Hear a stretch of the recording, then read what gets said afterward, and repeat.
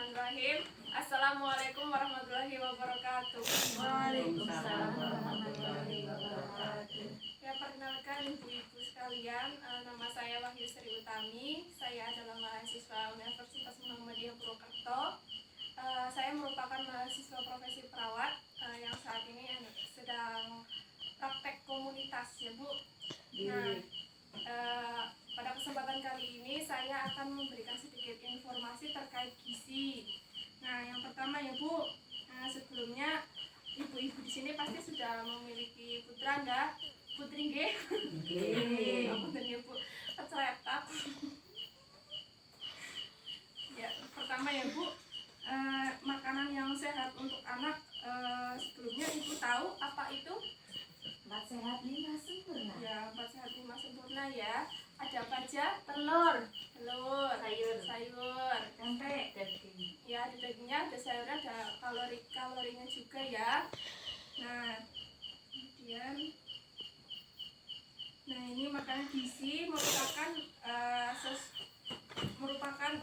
sesuai kebutuhan tubuh yang melalui makanan sehari-hari sehingga tubuh bisa aktif dan sehat optimal serta tak terganggu penyakit atau tubuh tetap sehat. Jadi makanannya itu semua makanan yang ini bernutrisi, tidak menyebabkan sakit bagi seseorang atau anak-anaknya. Kemudian jenis makanan apa saja sih? Ya tadi ada 4 sehat 5 sempurna. Yang pertama ada makanan pokok. Kalau di sini kan makan pokoknya nasi. Ada juga yang memakai nasi jagung. Terus yang kedua ada lauk pauk. Ada lauk pauk di sebelah sini ya Bu. Ini ada tempe. Kalau misalkan tidak ada tempe bisa diganti ikan seperti itu. Kemudian yang ketiga ada buah-buahan. Buah-buahan apa saja yang disukai oleh anak-anak. Kemudian yang keempat adalah sayur-sayuran. Di sini juga banyak. Kemudian sebaiknya itu sayuran kalau bayam ya Bu, kalau dimasak setelah 5 jam itu jangan dimakan lagi karena apa bisa nah ya biasanya kalau setelah dimasak kan didiamkan selama 5 jam itu berubah nutrisinya, itu bisa menyebabkan keracunan kayak gitu. Jadi semisalkan memasak sayur bayam itu langsung dihabiskan saja, kalau bisa masak sedikit-sedikit saja terlebih dahulu. Kalau kemungkinan kurang bisa masak lagi seperti itu. Kemudian yang kelima adalah susu. Nah, susu ini kan banyak kalsiumnya, bisa diganti ke keju. Mungkin di sini ada yang nggak suka keju? Nggak pernah makan? Nggak enak. Makanan yang kurang sehat. Nah, biasanya kan anak-anak itu suka jajan ya. Nah, ini makanan ya midi. Ada pewarna makanannya. Nah, itu kurang sehat. Terus ini ada pewarna makanan juga, itu nggak tahu itu terbuat dari bahan tekstil, pewarna pakaian. Tapi kalau kita membuat makanan sendiri itu kan terjamin bahannya apa saja. Ya, lebih higienis. Kemudian makanan yang digoreng-gorengan. Biasanya kalau makanan yang digoreng-gorengan itu minyaknya itu yang sudah keruh atau minyak jelantah. Iya, jadinya harus dikurangin. Selanjutnya, manfaatnya apa saja sih kalau gizi yang baik untuk anak-anak? Yang pertama, pertumbuhan dan perkembangan optimal. Kemudian yang kedua, terhindar dari berbagai penyakit. Yang ketiga adalah sehat dan saat melakukan aktivitas. Nah, ini ada gambarnya ya, anaknya sehat, kuat juga. Terus yang selanjutnya adalah cara memilih makanan yang sehat. Nah, yang pertama adalah bersih ya. Kalau setelah beli apa seperti itu dicuci. Kemudian jauh dari tempat sampah, got dan debu. Kemudian tempatnya itu tertutup, tidak bekas dipegang-pegang orang. Misalkan beli di tempat sayur itu yang sudah terbungkus seperti itu. Terus tidak terlalu manis dan tidak berwarna mencolok. Kemungkinan kalau yang terlalu manis kan terbuat dari bahan pemanis, sari manis. Kemudian yang warna mencolok dari pewarna pakaian. Kemudian yang masih segar, kalau sayuran ya yang masih kaku, tidak lembek, tidak alum. Ya, kemudian tidak digoreng dengan minyak yang jenuh. Ini ya, minyak yang sudah keruh, minyak jelantah, minyak curah.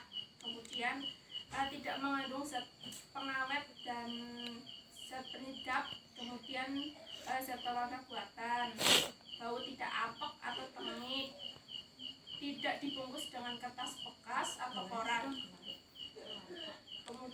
Gimana Bu? Kemudian tidak dibungkus dengan kertas, karena kertas itu kan bisa saja dari tumpukan-tumpukan itu kotor. Baiknya menggunakan piring yang beling, itu bisa. Kemudian dikemas dengan plastik atau kemasan yang bersih dan aman. Kemudian sebelum membeli sesuatu itu harus dilihat tanggal kadaluarsanya, karena biasanya itu makanan tanpa label itu dijual bebas, kemudian tidak tahu tanggal kadaluarsanya. Nah, ini dampak yang bisa menyebabkan anak-anak jika memakan makanan yang tidak sehat. Yang pertama adalah sakit perut, ya sakit perut, kemudian muntah juga. Terus yang ketiga itu ada pertumbuhan anak itu tidak sempurna, stunting. Kemudian itu adalah membesarnya perut, karena bukan dibusung lapar, tapi karena tidak cocoknya makanan, mungkin ada zat pengawet yang tidak sesuai dengan anak-anak. Ya, selanjutnya itu adalah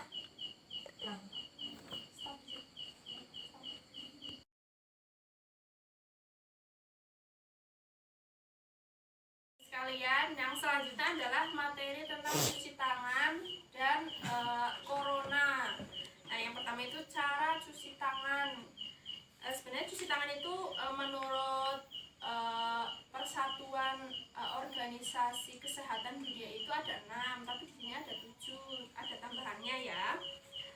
Sebelumnya, nah yang pertama adalah definisi tentang cuci tangan atau pengertiannya, yaitu cuci tangan adalah suatu kegiatan dengan cara menggosok air dengan sabun secara bersama-sama di seluruh permukaan kulit tangan dengan kuat dan ringkas, kemudian dibalas di bawah air. Namun pada kesempatan kali ini saya hanya membawa hand sanitizer karena keterbatasan tempat ya Bu Ibu. Nah, nanti kita berlatih tentang cara cuci tangan 6 langkah yang benar. Nah, selanjutnya adalah apa sih resiko kesehatan bila tidak mencuci tangan. Yang pertama adalah infeksi bakteri salmonella. Ini bisa menyebabkan diare. Itu bisa masuk ke dari tangan yang kotor, masuk ke mulut, kemudian menyebabkan sakit perut. Kemudian yang kedua adalah tertular flu. Apabila ibu-ibu di sini setelah bersin atau batuk menutupnya dengan tangan, bersalaman dengan orang, bisa saja menyebabkan tertularnya ke orang-orang. Kemudian cacingan, itu misalnya anak-anak ya, cacingan. Anak-anak itu kalau nggak cuci tangan bisa cacingan. Kemudian penyakit hepatitis. Ibu-ibu sebelumnya tahu hepatitis itu apa? Kurang vitamin B. Jadi kalau vitamin hepatitis itu adalah penyakit hati. Hati kan ada di sebelah kanan ya, sebelah sini. Itu tanda-tandanya itu ada kuningan di tubuh. Salah satunya kalau mata kan warnanya kita putih, ada putih-putihnya ya. Itu bisa kelihatan itu kuning. Ya.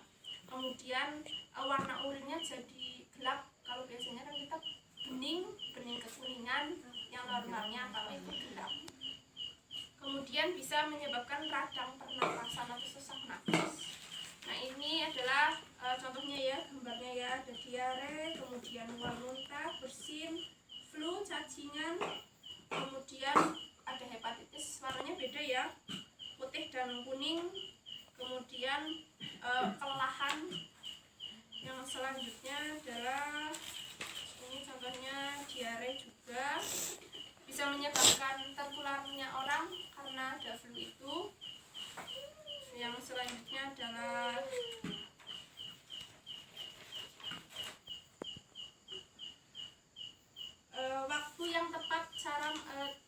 mencuci tangan. Yang pertama adalah sebelum dan sesudah makan. Jadi sebelum dan sesudah makan itu diwajibkan untuk cuci tangan, karena kita tidak tahu sedikit-sedikit itu memegang barang-barang yang ada di sekitar kita. Kemudian setelah buang air besar atau setelah ya bahasanya ya Bu. Kemudian jika anak-anak itu setelah bermain, karena biasanya anak-anak itu suka mainan tanah. Kemudian sebelum dan sudah melakukan kegiatan seperti berbelanja di rumah kayak gitu. Kemudian bepergian mungkin ke tempat saudara itu cuci tangan juga. Selanjutnya adalah tentang COVID. Nah, sebelumnya ibu-ibu di sini tahu itu COVID-19 atau belum? Sedikit. Ya, jadi kalau COVID itu merupakan singkatan COVID-19. O-nya itu, CO-nya itu corona, V-nya itu V sama I-nya itu virus, kemudian D-nya itu disease atau penyakit. Kenapa disebut dengan angka 19? Karena ditemukannya pada tahun 2019. Nah, kalau coronavirus itu bisa ditularkan karena dari hewan ke manusia. Kemudian ibu-ibu sebelumnya tahu new normal apa? Bedanya sama old normal. Old itu kan tua ya. Ya, normal.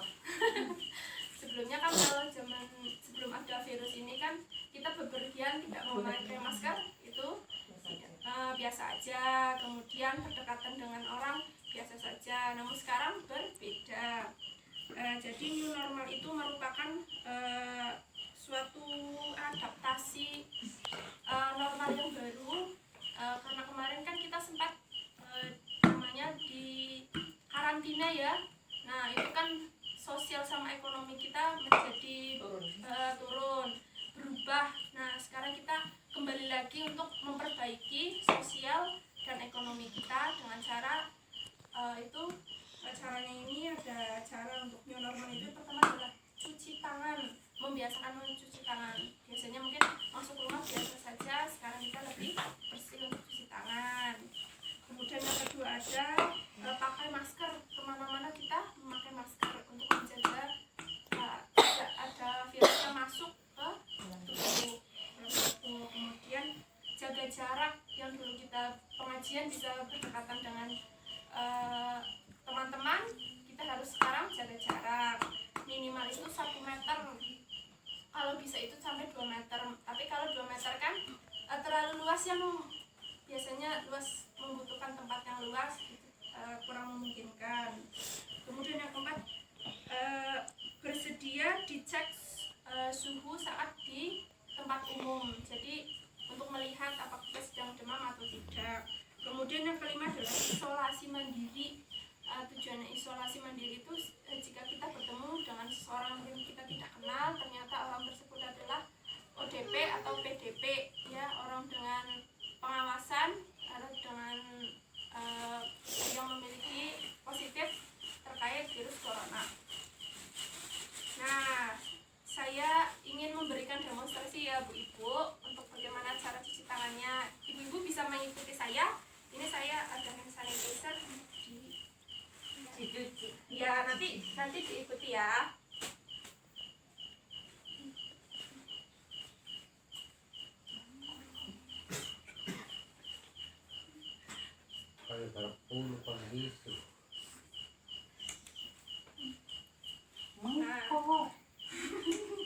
Ya, yang pertama itu adalah menggosokkan kedua telapak tangan. Jika memakai hand sanitizer itu hanya membutuhkan 20-30 detik. Jadi satu kali gosokan itu hanya membutuhkan 4 kali hitungan. Yang pertama adalah gosok kedua telapak tangan sebanyak 4 kali. 1, 2, 3, 4. Kemudian punggung tangan. Ya, masukkan sasaran jarinya. 1, 2, 3, 4. Gantian tangan kanannya. 1, 2, 3, 4. Kemudian sela-sela jari masuk. 1, 2, 3, 4. Kemudian dikunci seperti ini, menggandeng tangannya yang satu ke depan. Nah, ya, terus digosok. Ini gosok. Ya. 3, 4. Terus yang selanjutnya adalah yang kelima, seperti naik motor ya, 1, 2, 3, 4. Ganti tangan kanannya, 1, 2, 3, 4. Terus yang terakhir adalah kuku jarinya. Perlawanan dari jarum jam, 1, 2, 3, 4. Satu lagi, 1, 2, 3, 4. Ya, sudah selesai. Seperti itu caranya. Mungkin kalau pertama kali itu belum hafal ya, harus sering-sering dilakukan. Dan nanti ini ada caranya saya tempelkan di musola, mungkin ibu-ibu sekalian, ibu yang ada di RT 5 RW 1 ini bisa melihatnya di musola. Yang selanjutnya adalah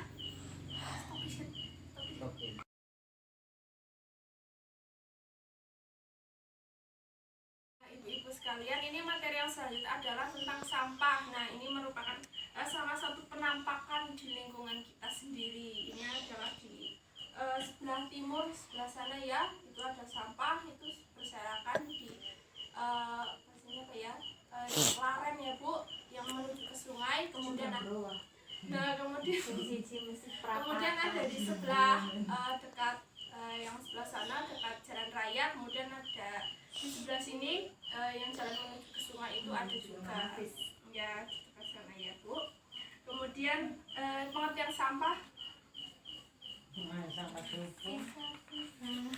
Sampah merupakan sisa atau barang buangan yang sudah tidak digunakan dan tidak lagi tidak dipakai oleh pemiliknya. Kemudian sampah secara umum itu dibagi menjadi 2, sampah organik dan sampah anorganik. Nah, jika sampah anorganik itu yang tidak bisa diurai oleh cacing, dibantu oleh cacing. Kemudian jika sampah yang organik itu bisa dibantu oleh cacing untuk penguraiannya. Ini ada ya. Kemudian ada plastik. Nah, jika plastik itu sendiri merupakan bahan yang melekat erat di kehidupan manusia.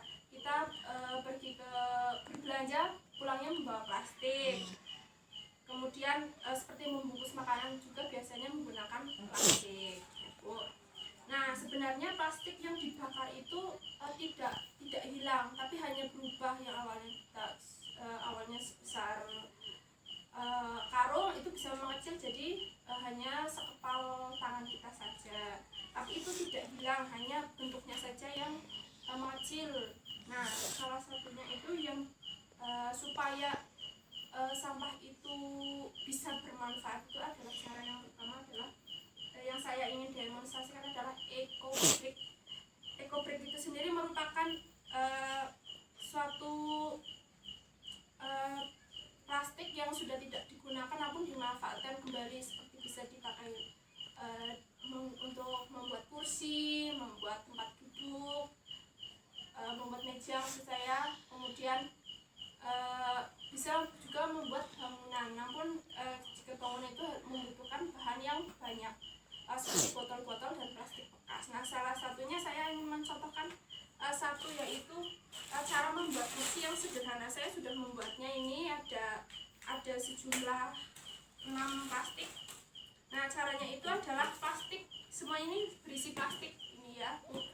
Nah, ini plastik semua yang sudah tidak digunakan dimasukkan ke dalam botol, kemudian ditekan-tekan menggunakan kayu, dan plastiknya itu dimasukkan ya Bu. Nah, ini tujuannya ditekan-tekan ini itu biar padat. Nah, seperti ini. Nah, ini bisa ini bisa buat untuk membuat kursi. Jika ini plastiknya itu banyak, bisa membuat kursi yang panjang, kemudian juga tinggi. Tapi kalau seperti ini sedikit, hanya bisa untuk duduk 1 orang seperti itu. Bagaimana ibu-ibu? Ada yang mau ditanyakan? Buatan.